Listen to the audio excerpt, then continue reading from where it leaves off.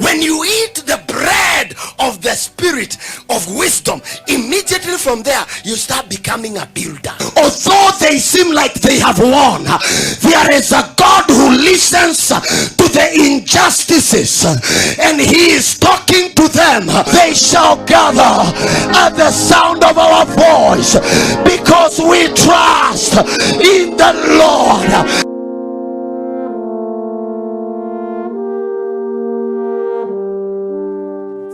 Deuteronomy 17 from verse 8. If there arise a matter too hard for thee in judgment between blood and blood. If there arise a matter too hard for thee in judgment between blood and blood, and between plea and between stroke and between matters of controversy within thy gates, thou shalt arise and get thee up into the place which the Lord thy God shall choose. The next verse, please. And thou shalt come unto the priest the Levite, and unto the judge that shall be in those days, and inquire, and they shall show thee the sentence of judgment.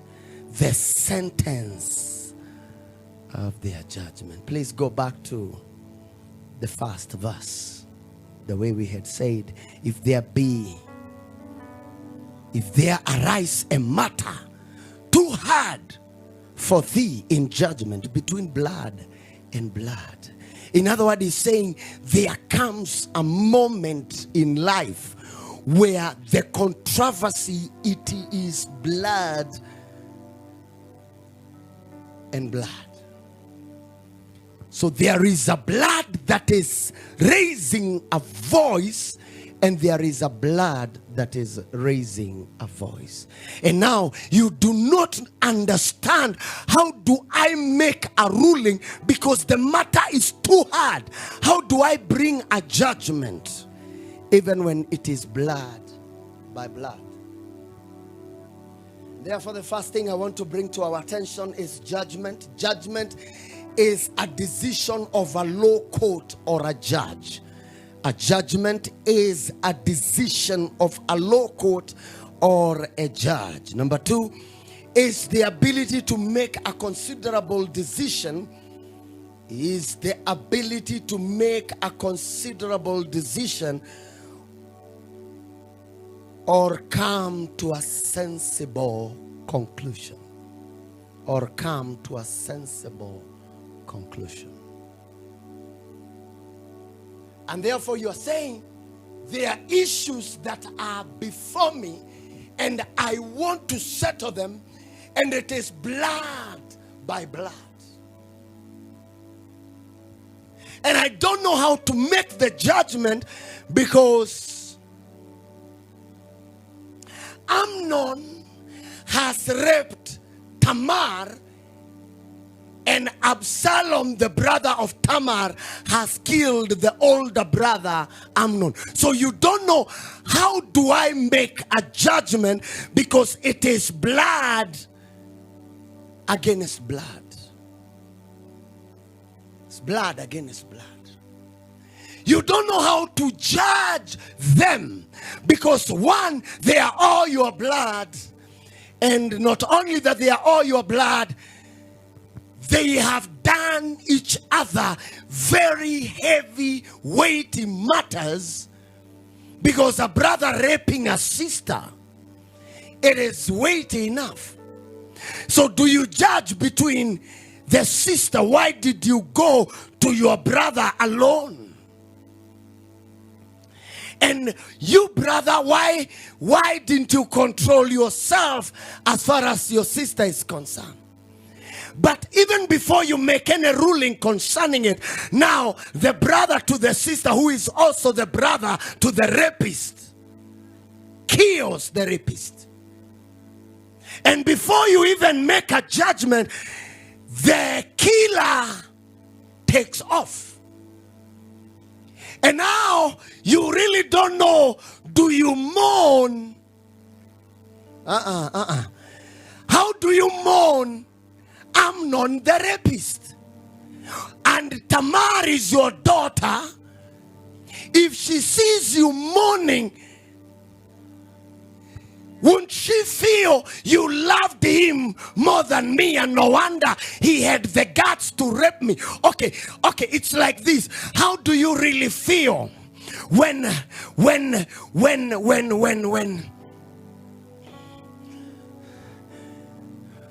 have you been in a court of law and you see the plaintiff and the defender, and the defender or the plaintiff or whichever, and all of them, they are in court, and they are accused and the accuser. And when the judgment is being made, all the families of the two families involved, they are there looking at the judge, and they are looking at their own person, their own blood, and they are saying, let the judge, even if our brother raped, let him make it lighter for our brother. At least he can be punished, but not a lifetime. Well, the family of the raped, they are also looking at the judge against and for their own blood, and they are saying at least they should sentence this rapist for life with very corporal punishment on top. Anything bad should happen.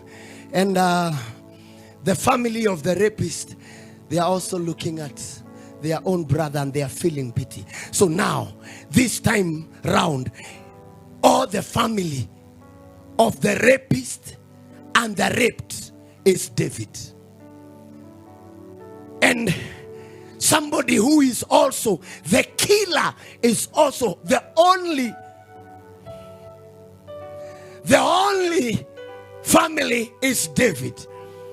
So do I mourn for the dead? Because he's still my son. I feel him. Even if he raped, he is still my son, blood and blood. But sometimes have you found yourself in this place? A plea, a prayer and a prayer. So you are to make a judgment because, can I talk this? Because she is praying for this altar, and he is praying for this altar, and I am the one standing on that altar. So I am also praying for me on this altar, and it is plea and plea. So how do I make the judgment? Okay, let me try it this way.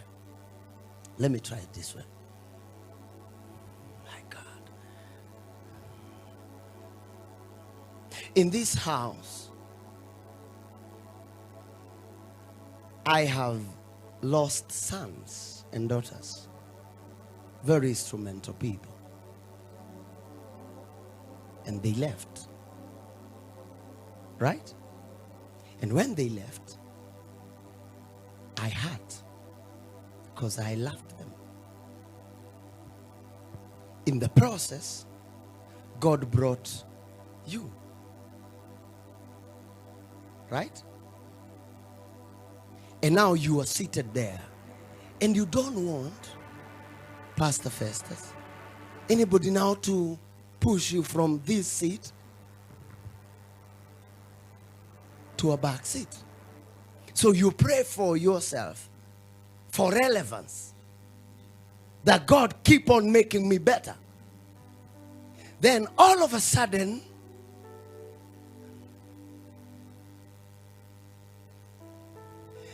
X and the Y and the Z steps in by that door, or before stepping in by this door, they come to my office. Remember, they are my sons. And they come and tell me, Dad, I want to be back home. I wouldn't say no. Or do you expect me to say no? No. Tell them welcome. Now, Festus comes on Sunday, and X or Y or Z comes the same Sunday. And now all of them are in church. And one is praying, God, that seat has been always mine. And Festus is feeling, you left it. You left it and I took it. And therefore, if I took it, now it's mine. And the plea for plea, because my daughter or my son X is asking, Dad, really? You know my potential. You know my capacity. But also, Festus is looking at me, Dad, I stood in when they left.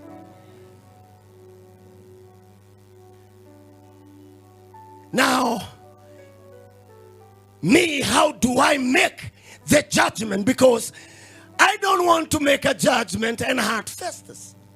But as much as I don't want to hurt Festus, I don't want my son or daughter C to leave. You know, the analogy of the prodigal son. He is back. We have not been, everybody moved on. When he left, everybody moved on, save the father. The father kept on feeling, that was my blood. That was my son. And he left. And I am happy even if he left. I am also happy that this one remained. And he has been there. And now when he comes back, the plea against the plea. And now this one is saying, Daddy, you have never given me.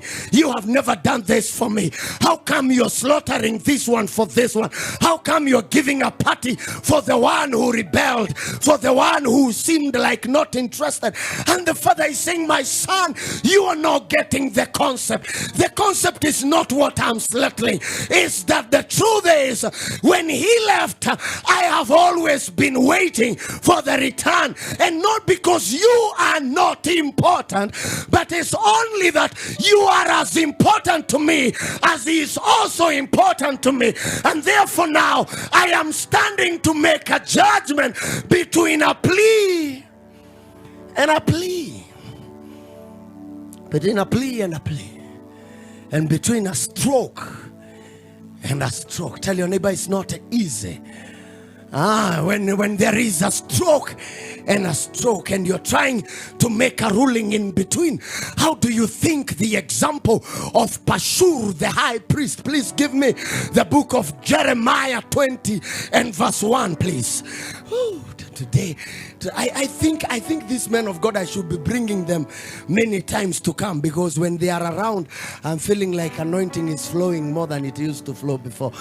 Hi, Jesus. He saying, now Pashur, the son of Immer, the priest, who was also chief governor in the house of God, heard that Jeremiah prophesied these things.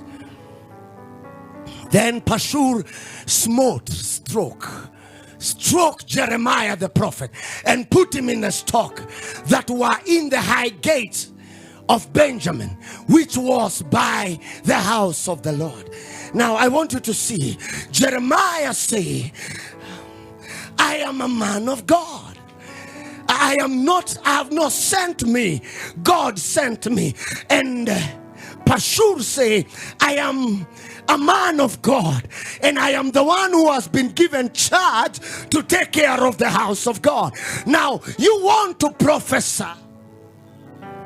and your prophecies are strokes. You are not giving us good prophecies. You are telling us judgment is coming.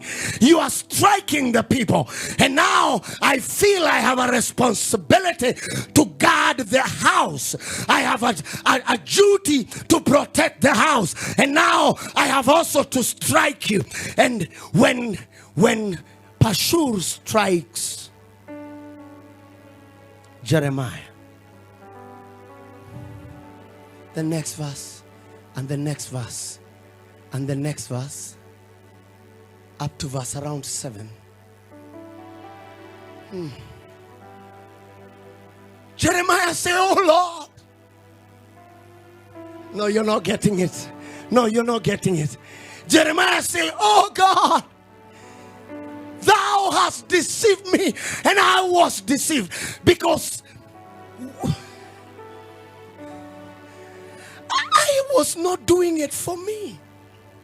I was doing it for you. So how do you allow Pashur to strike me? But Pashur is saying, me too, I am not doing it for me. I am just protecting the house of God, where God made me a priest, and I have to do. Have you ever had a conflict? Not because either of you hates God, but because both of you love God, and your way of loving Him is different from my way of loving Him. And therefore now we are conflicting, not because we are devilish, not because any one of us is demoniac, but simply because our concepts are not agreeing. No, you're not getting me. No, you're not getting me. No, you're not getting me. In this house we have, please come, Apostle. In this house we have prophet, not the husband, but prophet. And there are people here who feels I belong to the prophet. But I tell you, in this same house, there are guys and there are sisters here who feel me, I belong to apostle. And it's not that we are competing, but once in a while you feel like, why is our dad not throwing the conference in KICC so that the suitables also can know the prophet has a voice in the same house? Not because you hate the God, you love the God, but now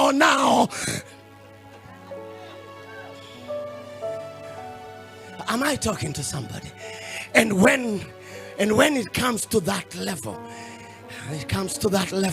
one of us now has to ask, now how do we go about it? How do we bring these people to understand that it is complementing and not competition? Thank you, Apostle. How do we bring them to that understanding? And now, like Kenyans that we are, we have maendeleo. As much as we have maendeleo, so now the men are feeling the women has been too much taken care of, and now all of a sudden they are saying the boy. And it's not really about the boy child. It's only that people at a particular point, we differ on how we love. And now we are feeling like the Kenyan woman is becoming too much empowered, and all of a sudden I remember I had to sit down with my son and explain to him that visionary man is not competing with the suitable helpers. Because my sons were telling me, you know what, Dad? We should be looking for Kempiski, so that we throw a meeting right there, so that these sisters can know that we are the heads and not the... And so that these sweeter boys can know that it's si bila tuwezi kulipa, tunaweza kulipa, we can pay the bill. And I had to sit him down and tell him, no, we are not proving that point, because we carry the vision.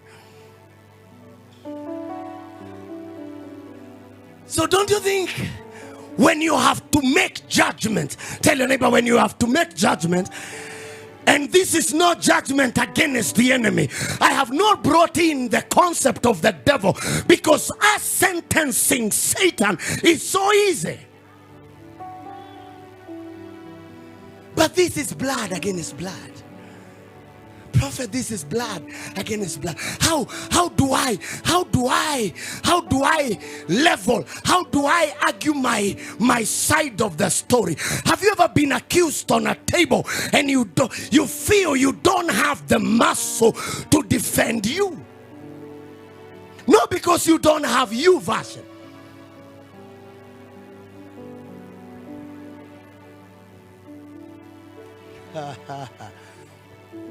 When the case is hard, then Pashur is saying, I'm defending your house. And Elijah and Jeremiah is saying, I am also doing your will.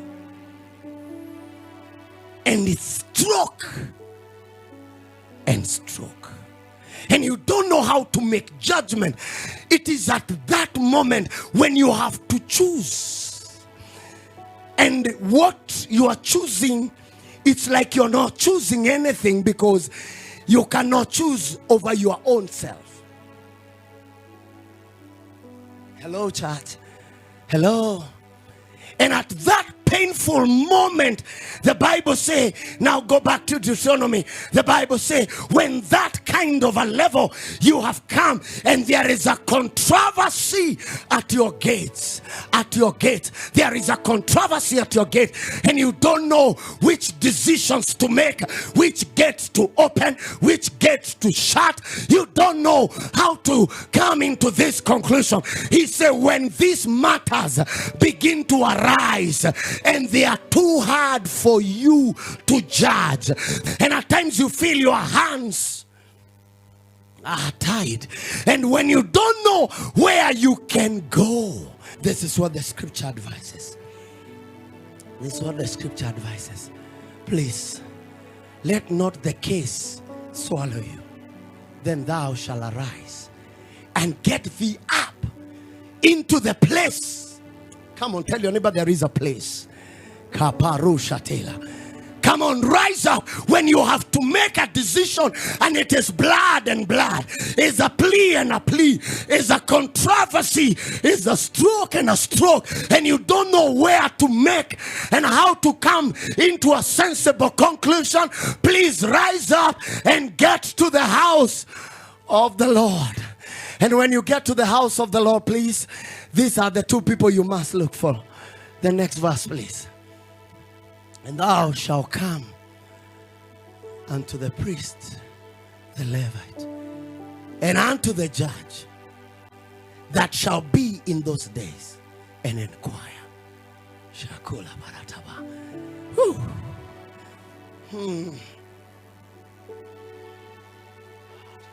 This is a month of judgment, because there are certain abundance,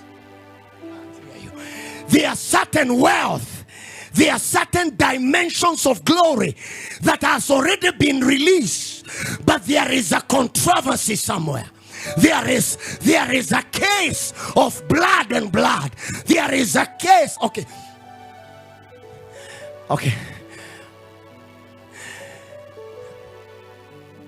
Who is taking the mantle?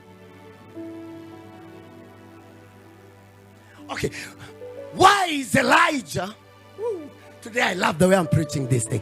Why is Elijah going to see the sons of the prophet in Gilgal, in Bethel, in Jericho? Why is he going to see them? It's because these are the people he has been training. And he feels the mantle should go to them. And Elisha is saying, I have not been taught, but I have been serving. No, you're missing the two. There is a company of prophets. So the prophet taught them spiritual coding. The prophet showed them, how do you crack? How do you understand the complexity of a territory? He taught them how to prophesy. So these ones, I have been giving them the quality that I call quality. But there is this one, I have never called him to the prophetic class, but he makes sure my hands are clean. He makes sure my suit is intact as I go for the prophetic class. And therefore, he is not telling me what he wants, but he is telling my God what he wants. And he's telling God, I have never qualified to be in the class of the prophet, but I feel I belong. I feel this thing, I should have it. And now God is handling the case. And when he goes to the company of the prophets, the sons of the prophet, they are not seeing the mantle, they are seeing their master go, and they tell him, your master, all this long,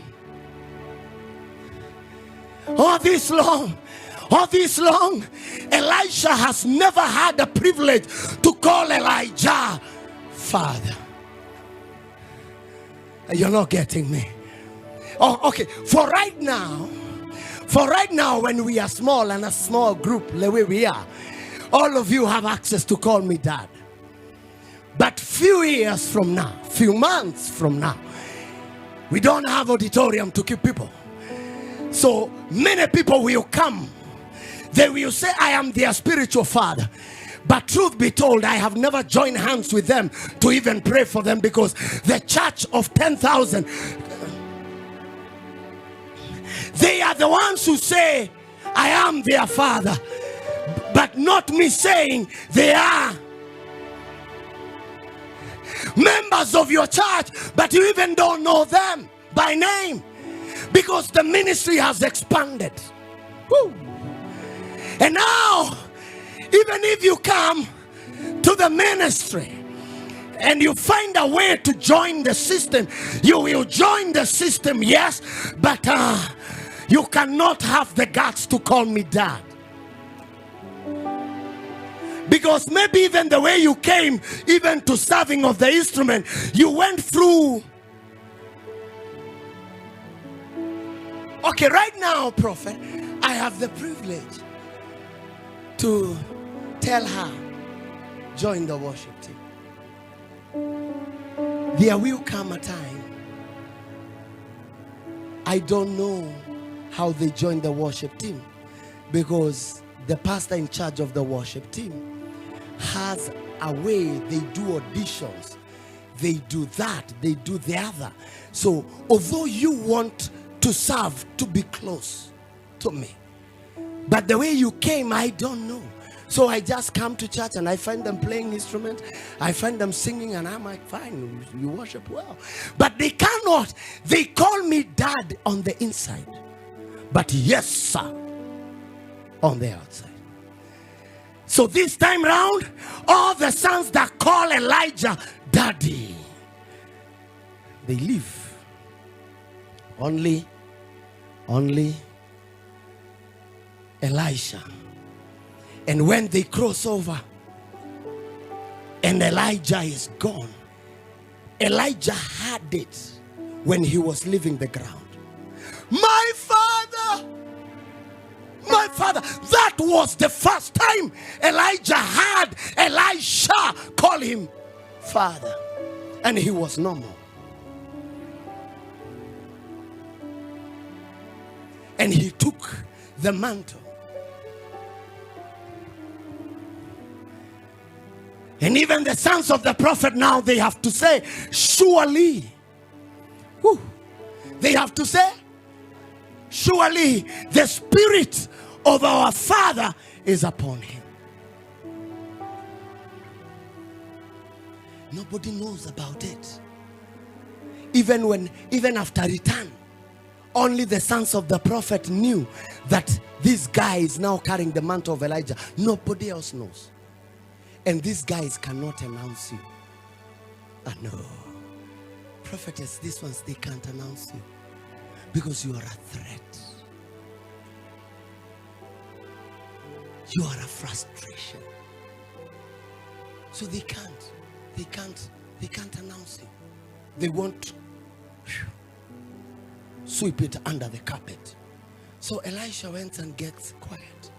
And Jehoshaphat says, is there a prophet here?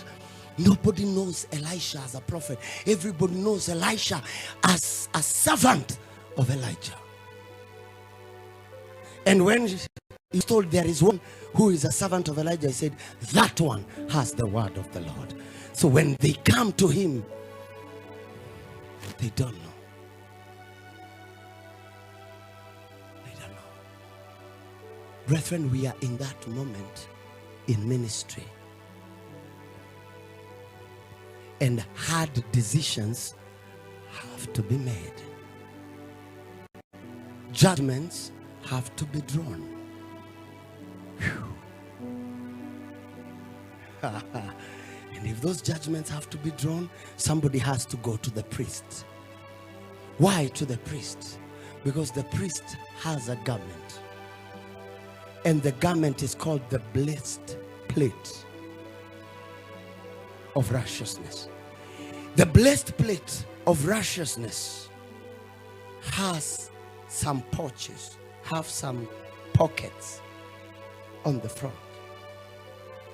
In the pockets, there are some dice. You know dice? Dice like stones that have different colors. So when hard matters of blood and blood is brought to him, he tells them nothing. He puts his hand on his blessed plate of righteousness. Because the throne of our God, and God is a God of justice, his throne is pillared with righteousness. That's what he says in the book of Psalms 97 verse 1 and 2. 97 verse 1 and 2. He says, Lord reigns. Let the earth rejoice. Let the multitude of the isles be glad thereof. Next verse. Clouds and darkness are round about him. Righteousness and judgment are the habitation of his throne. So his throne is surrounded by righteousness, so that just judgment and righteousness, they go hand in hand. And therefore, one man called the priest is carrying the righteousness of God. And he puts his hand into the pouches. And he is not supposed to look. He dips his hand in there, and he will access the stones, the dice that are called Urim and Thummim. The first interpretation is what we call beauty and perfection. That's the first interpretation. Maybe next time I'll go deeper to give you the other interpretation. But the first one is what we call beauty and perfection. And he has to put his hand in there and pick both beauty and perfection. And then pull it out from the pouches of the blessed plate of righteousness, and then put it on the ground. And according to the colors, it is going to give a clear judgment without any partiality, because judgment belongs to the Lord. Deuteronomy 1:17. Judgment belongs to God. And therefore he puts it, and he's saying the beautiful and that which is perfect can only come from the womb of righteousness. And therefore, from the pockets of righteousness, I pull out what is beautiful. For that which is beautiful and wonderful gifts, they come from God. So he puts and pulls. And I feel today there are certain wealth, certain possessions. Woo. Did you see this? You shall not respect persons in judgment, but you shall hear the small as well as the great. Yeah, you shall not be afraid of the face of man, for judgment is God's. You are only doing it on his behalf. Judgment is his. And I told you today, the mantles, even in Kenya, God is releasing. And the matter is difficult because it's not only Saidimu who knows that there are mantles that are being released. There is so many other men and women of God in this city who knows that mantles are being released. And every one of them is praying, let the mantle fall on me.